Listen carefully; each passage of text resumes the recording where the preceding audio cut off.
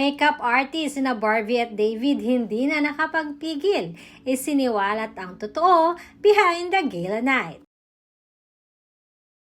Usap-usapan sa lahat ng social media ngayon ang naging gala night kagabi sa GMA7.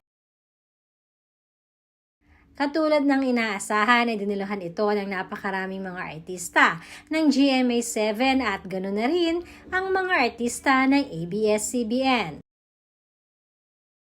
Nagpabonggahan naman ang kani-kanilang mga outfit ang mga artista. Tinanghal naman na Best Dress of the Night sina David Licauco at Kylene Alcantara.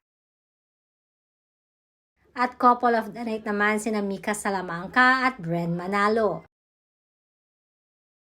Subalit ang dalagang pinag-uusapan ay ang mga naging kaganapan bago at pagkatapos ng gala night. Madami ang nashock nang makita ng mga netizens lalo na ng mga Barda fanatics na magko-holding hands sina Barbie at Jameson noong gabi.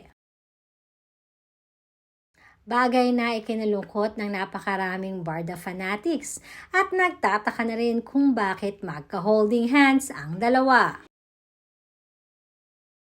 Samantalang alam naman natin na si David at Barbie ang talagang pinagmamatch ngayon.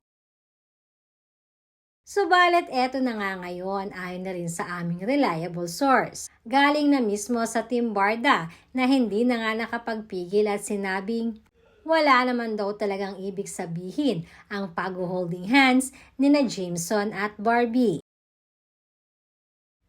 Ayaw na lang di umanong nilang ilabas ang mga behind the scenes na mga kaganapan kay Barbie at David dahil hindi ito pupwede.